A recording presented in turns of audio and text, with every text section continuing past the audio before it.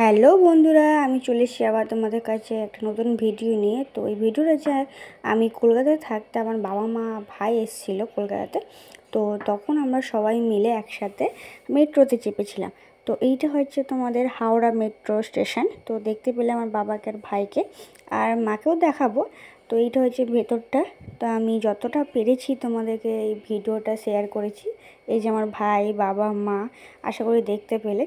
তো আমরা এখানে দাঁড়িয়েছিলাম মেট্রোতে চাপবো বলে, মেট্রোটা আসবে তাই আমরা হাওড়া থেকে চেপেছিলাম। আর তোমাদেরকে দেখানোর চেষ্টা করেছি যে গঙ্গার নিচে যখন মেট্রো যাচ্ছিল তখন তো আশা করি অতটা বোঝা যাচ্ছে না, তাও তোমাদেরকে দেখানোর চেষ্টা করছি।